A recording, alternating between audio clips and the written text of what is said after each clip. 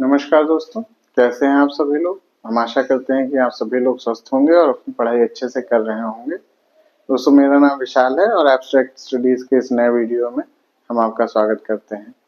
दोस्तों, जैसा कि आप देख पा रहे हैं कि आज जिस विषय पे हम बात करने वाले हैं वह है आवधिक श्रम बल सर्वेक्षण।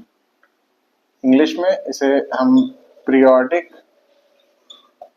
लेबर फोर्स सर्वे कहते हैं।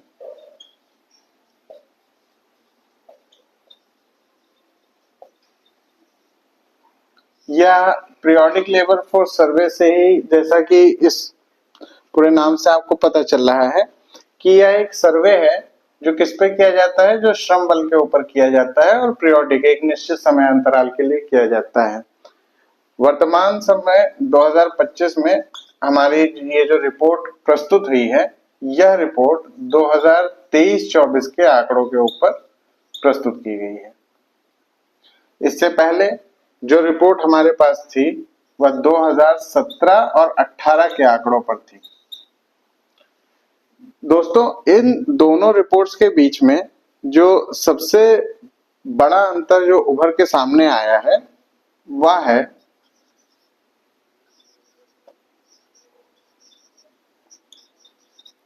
एग्रीकल्चरल सेक्टर का नारीकरण।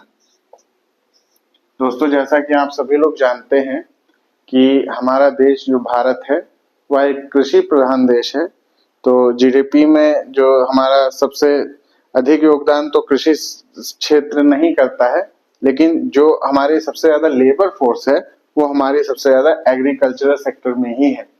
तो इस सेक्टर को महत्व तो वैसे भी है, और इस सर्वे रिपोर्ट में जो इसका महत्व उभर के सामने आया है वो इसी क्षेत्र से निकल के आया है, क्योंकि इस क्षेत्र का नारीकरण काफी बढ़ा है।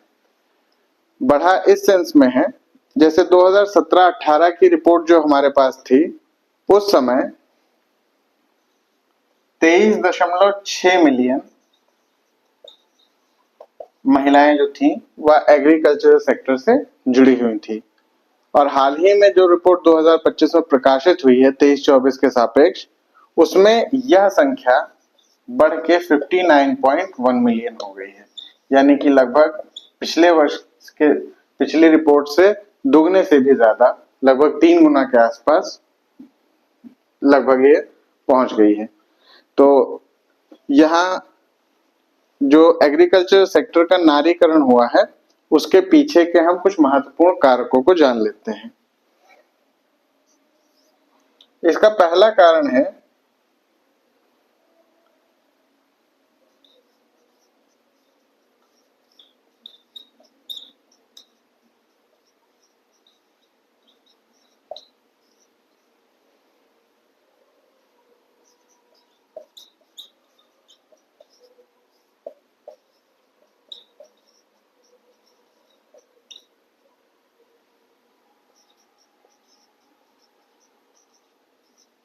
कृषि का नारीकरण अथवा पुरुषों का बाह्य प्रवासन।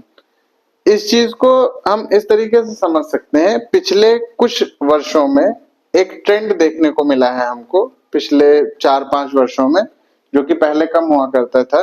जो ग्रामीण क्षेत्र के, जो ग्रामीण परिवेश के पुरुष हैं, उनमें अपने गांव में रहकर कृषि करने की जो सोच थी वह काफी पिछले समय में काफी बदली है। अब वह अपने ही जहाँ पे ग्रामीण परिवेश में रहकर कृषि करने की अपेक्षा वह बाहर जाकर जो डेली वेजेस पे काम होते हैं उन कामों को करना वह ज्यादा प्रेफर करते हैं।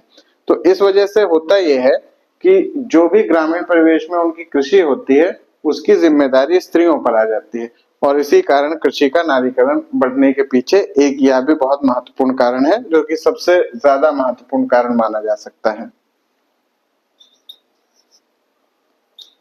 दूसरा इसका प्रमुख कारण है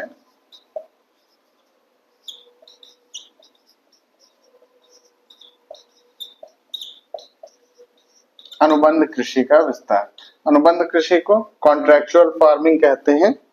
इसमें होता यह है कि एक बड़ी कोई फर्म होती है या कंपनी होती है, वह लोकल जो फार्मर्स होते हैं उनके साथ में कॉन्ट्रैक्ट करके एक विशेष फसल की उपज के लिए कॉन्ट्रैक्ट करती है, और वहां पे जो फार्मर्स होते हैं वो डेली वेजेस पे या फिर मंथली वेजेस पे इस तरीके से काम करके उस कॉन्ट्रैक्ट को पूरा करते हैं। तो अनुबंध कृषि के विस्तार की वजह से कृषि का नारीकरण इसलिए बढ़ा है क्योंकि पुरुषों की तुलना में जो नारियों को जो कृषि में डेली वेजेस दी जाती हैं वो जनरली कम होती हैं। जो इनकी मिनिमम वेजेस है वह कम है, किसकी तुलना में? पुरुषों की तुलना में।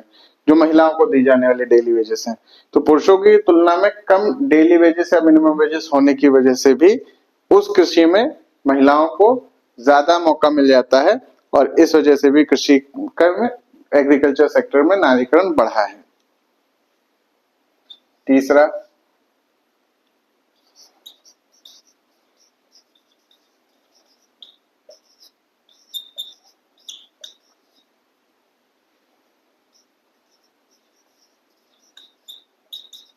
सीमित वैकल्पिक अवसर।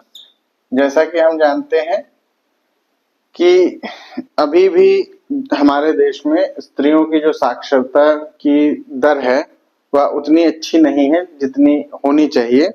तो इस वजह से भी यह होता है कि जो ग्रामीण परिवेश की महिलाएं हैं उनके पास कृषि के अतिरिक्त कोई दूसरा अवसर नहीं मिल पाता है रोजगार अर्जित करने का। तो यह भी एक कारण है बहुत हद तक कि एग्रीकल्चर सेक्टर का नारीकरण बढ़ा है।